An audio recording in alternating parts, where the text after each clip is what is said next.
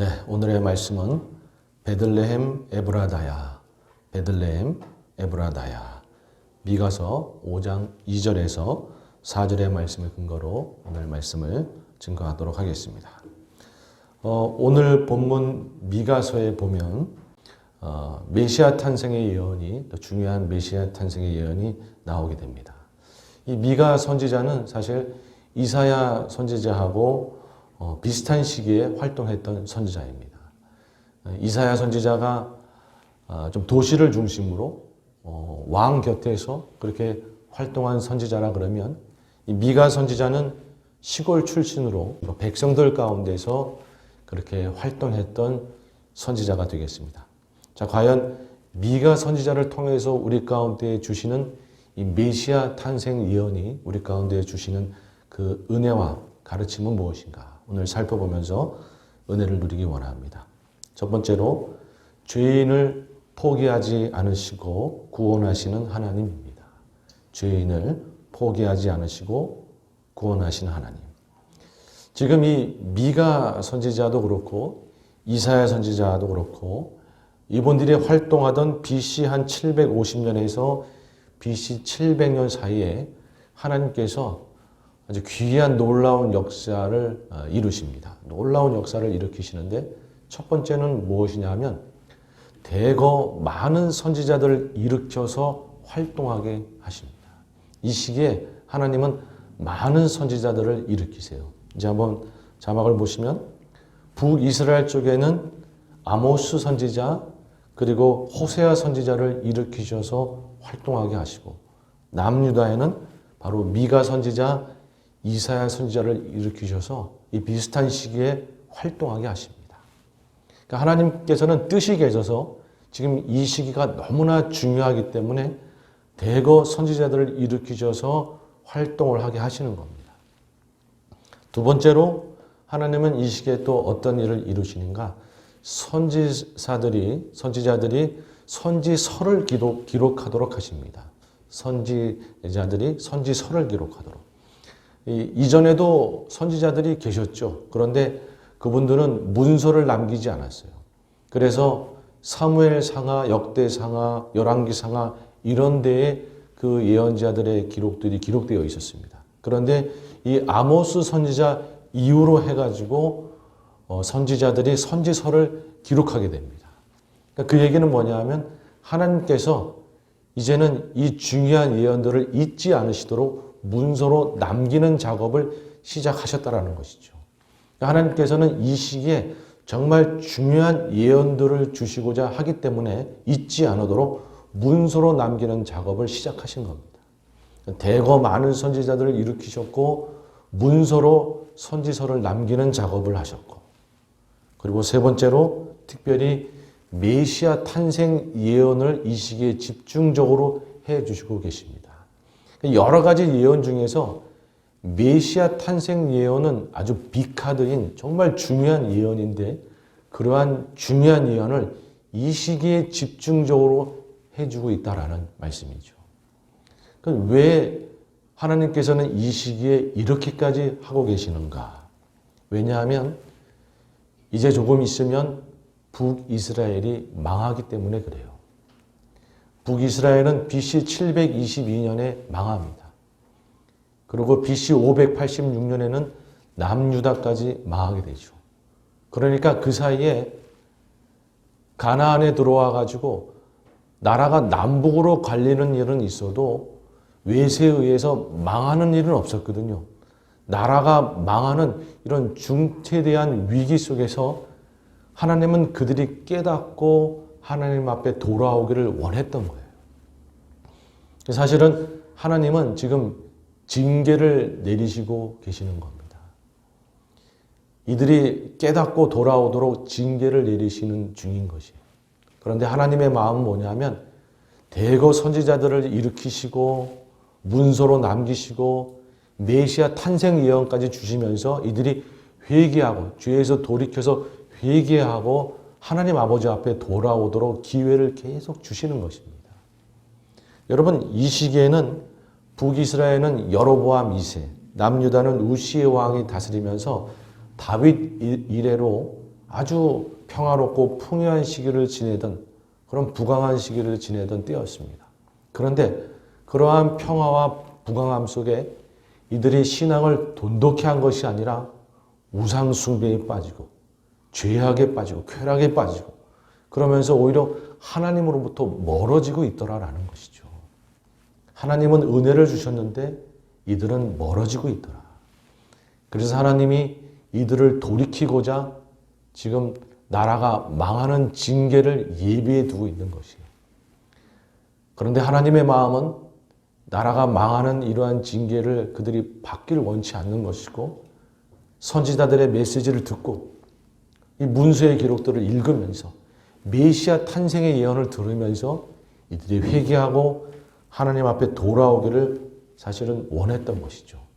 그런데 안타까운 것은 이들이 결국에는 돌이키질 않아서 망하게 되는 것입니다.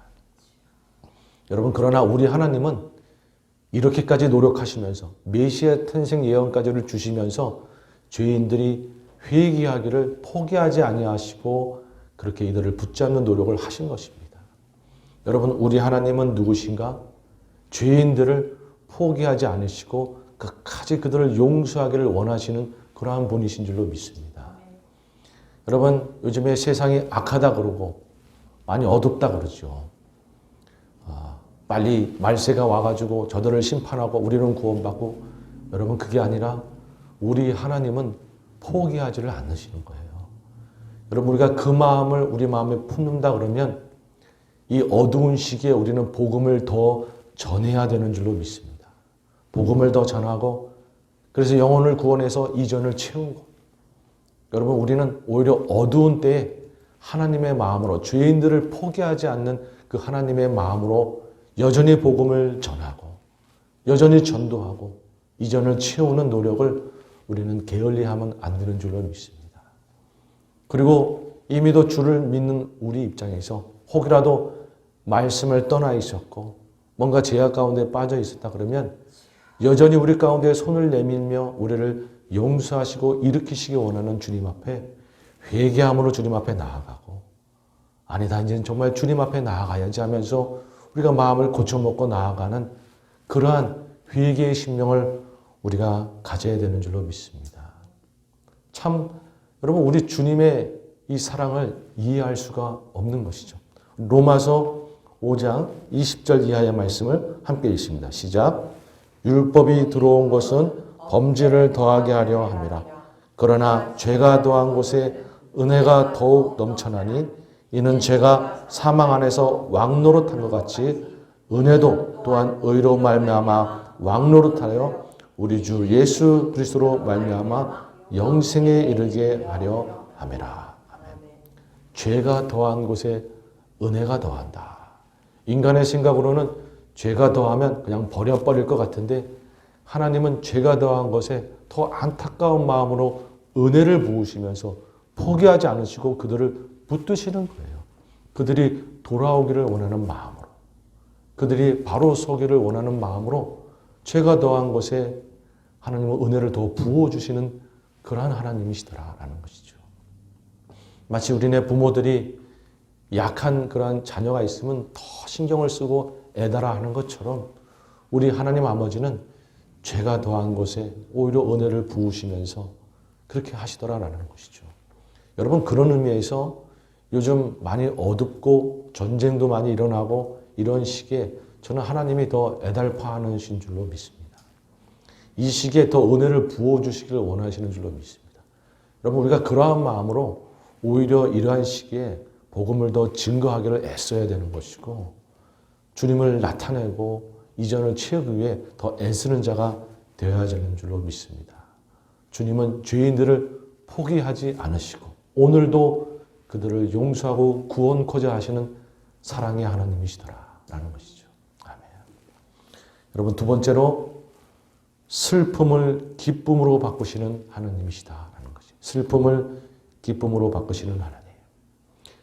오늘 본문에 보면 베들레헴이 나오는데 베들레헴이라고만 나오지 아니하고 에브라다라는 이름이 함께 나오죠. 우리 미가서 5장 2절 말씀을 함께 읽습니다. 시작. 베들레헴 에브라다야 너는 유다 족속 중에 작을지라도 이스라엘을 다스릴 자가 내게서 내게로 나올 것이라. 그의 근본은 상고의 영원에 있느니라. 아멘. 이 메시아 탄생 예언인 것이죠. 그런데 베들레헴이라고만 하지 않냐고 에브라다라는 이름이 같이 나오죠. 이스라엘 안에는 베들레헴이라는 마을이 다른 마을들도 있습니다. 그런데 지금 이 메시지를 주시는 거는 뭐냐면 옛 명칭은 에브라다이고 지금은 베들레헴이라고 하는 그 베들레헴에서 예수님이 탄생하시겠다라는 것이에요.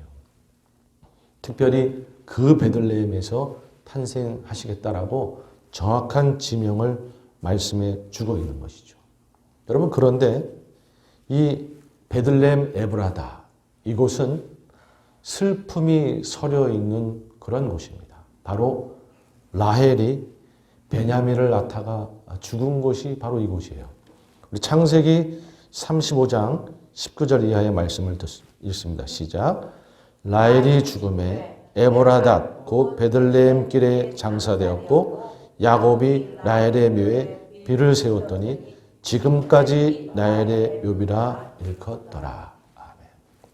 라헬의 묘비가 있던 곳 바로 에브라닷. 이건 에브라다 베들레헴 에브라다.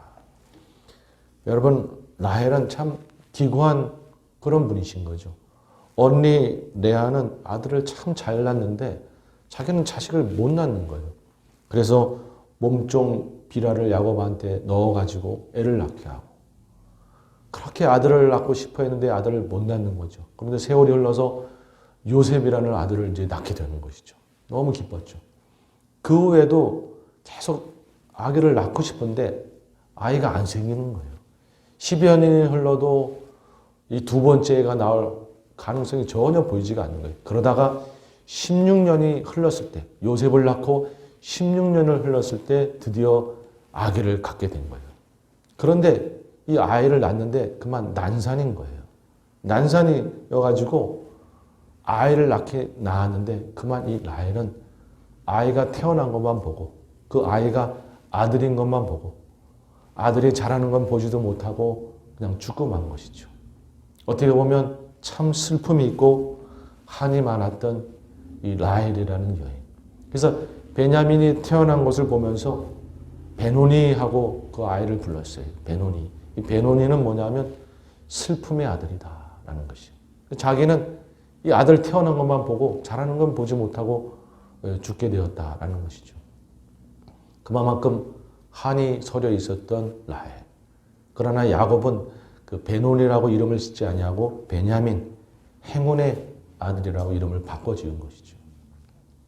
여러분, 이 베들레헴 이 에브라다는 바로 이 라헬의 슬픔이 서려져 있던 슬픔의 마을, 그리고 작은 마을, 인구가 1000명도 되지 않았던 작은 마을이었습니다. 그런데 이 베들레헴이 메시아 예수님이 태어나면서 완전히 다른 곳이 되는 것이에요.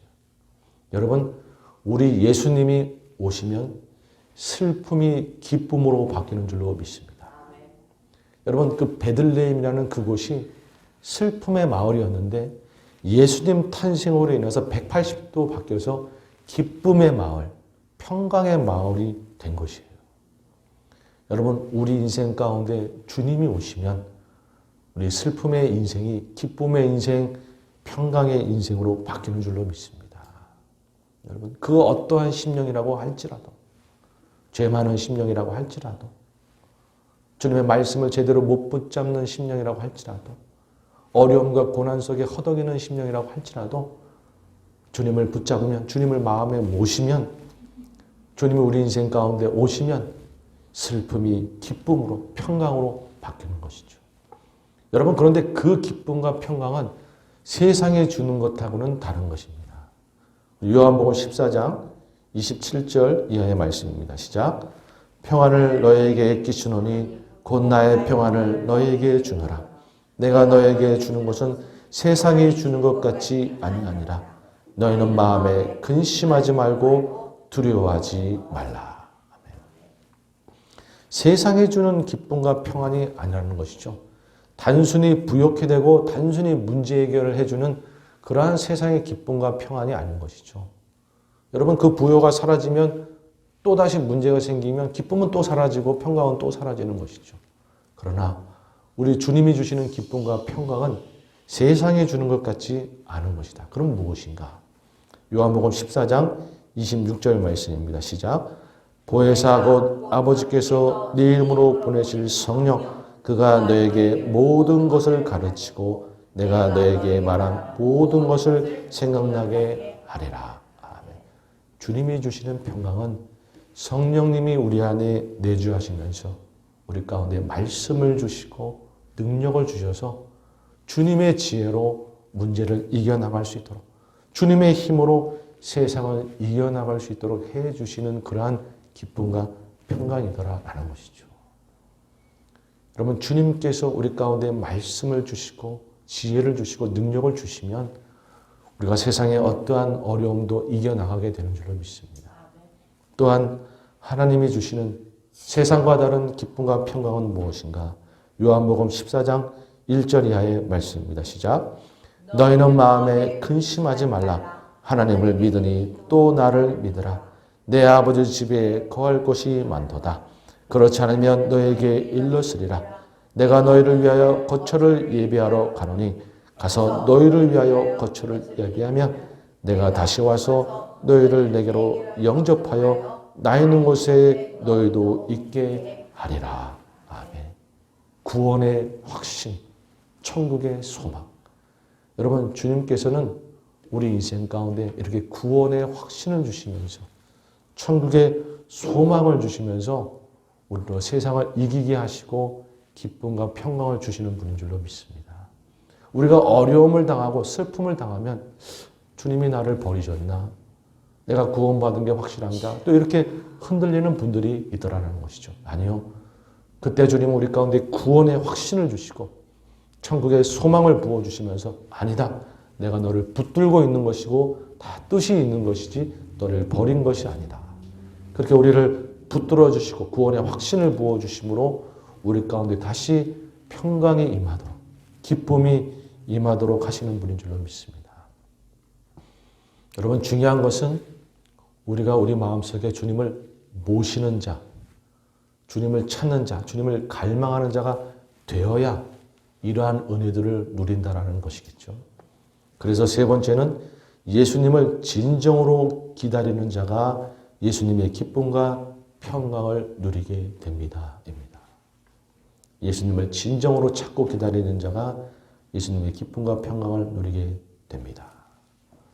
오늘 이 미가 선지자가 신약에 언제 등장하냐 하면 이 미가 선지자의 예언이 신약에 언제 등장하냐 하면 바로 동방박사가 등장하는 그 장면에서 등장하는 것이죠.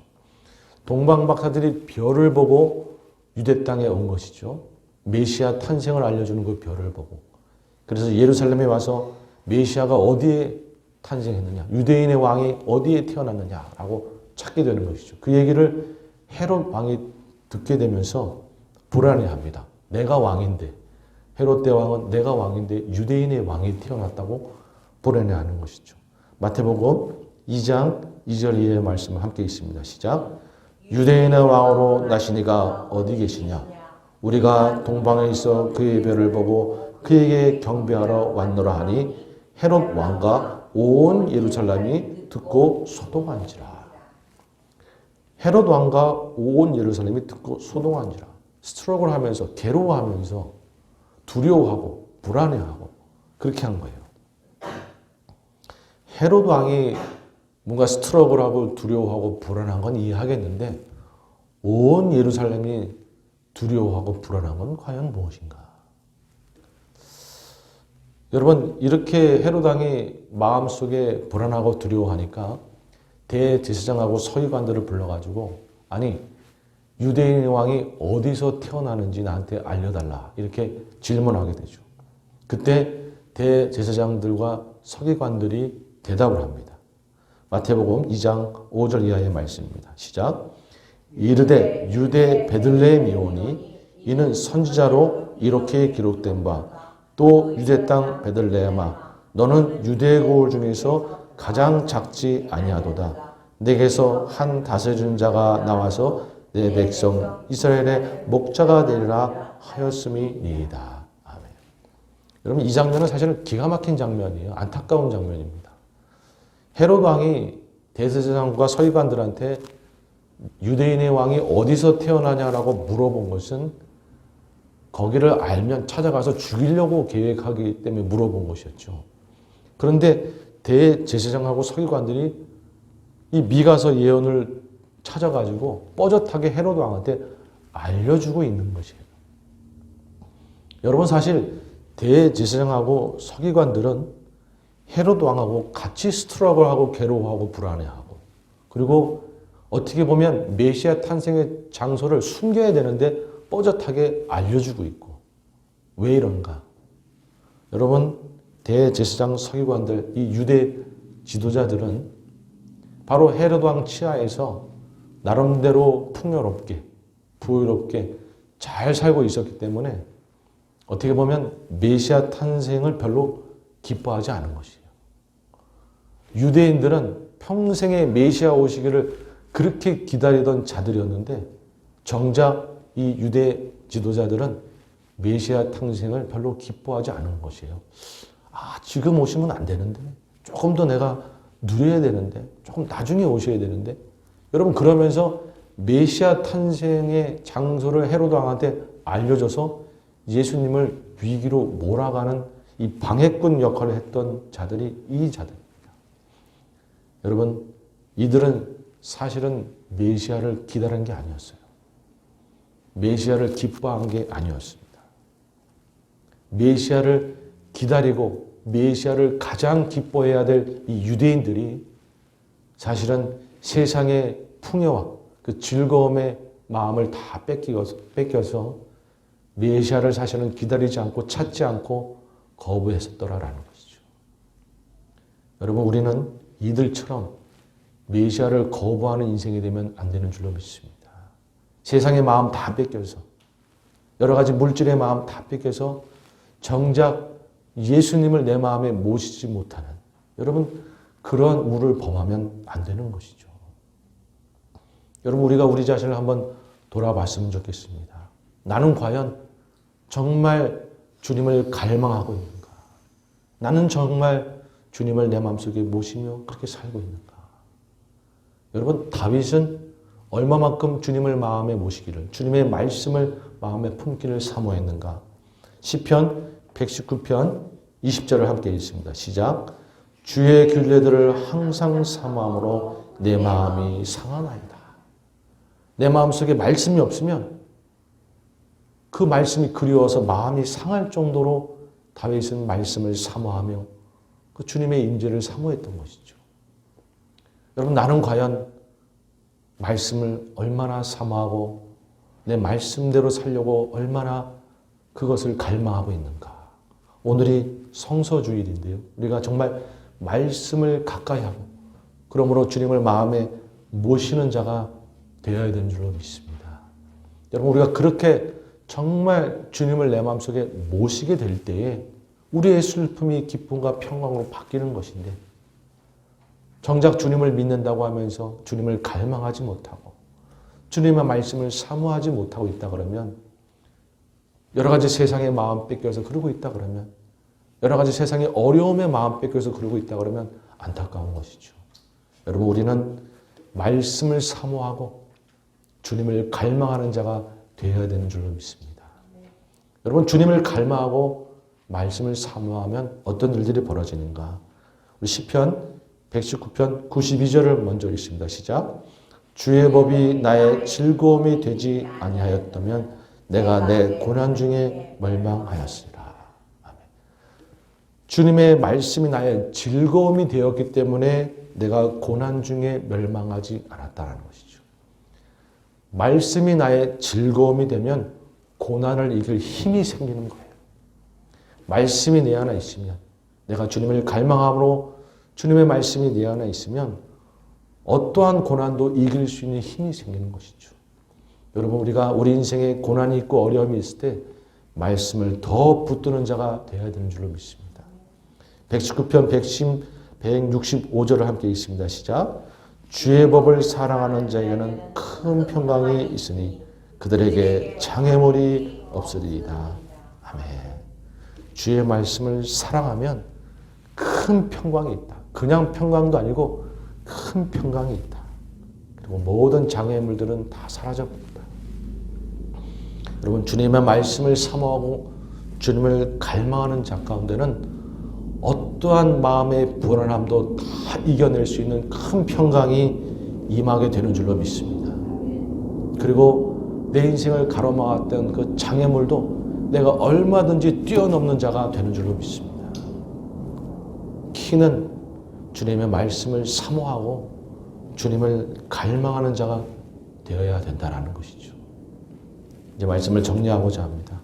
여러분, 우리 하나님은 죄인을 포기하지 않으시고 오늘도 은혜를 베푸셔서 죄인을 구원하시기 원하시고 뭔가 죄 가운데 빠져있는 영혼 가운데 그냥 버리지 아니하시고 붙들어 주시고 기회를 주시고 인내하시는 하나님이신 줄로 믿습니다. 또한 아무리 슬픔 가운데 있는 존재라 그래도 기쁨과 평강으로 바꿔주시는 사랑의 하나님이신 줄로 믿습니다. 중요한 건 그러한 하나님의 은혜를 누리려면 우리가 주님을 갈망하는 자가 되어야 된다는 것이죠. 주님의 말씀을 사모하는 자가 되어야 된다는 것이죠. 여러분, 아무쪼록 우리가 주님을 갈망함으로, 주님을 사모함으로, 내가 지금까지 정말 주님을 제대로 갈망하지 못하고 사모하지 못했다 그러면 다시금 내 마음을 고쳐먹고 우리 주님 앞에 회개하고 또 주님 앞에 은혜를 구하시면서 주님, 나의 영혼이 주님을 갈망하는 자가 되게 하여 주시옵소서. 주님의 말씀을 어떤 상황 가운데서도 붙드는 자가 되게 하여 주시옵소서. 잘 붙들다가 좀 상황이 나아지고 평온해지면 또 말씀을 잊어버리고 그런 자가 아니라 어떤 상황 가운데서도 말씀을 사모하고 주님을 갈망하는 자가 되어서 이 놀라운 은혜들을 다 누리는 자가 되게 하여 주시옵소서. 우리가 그렇게 주님 앞에 나가야 되는 줄로 믿습니다.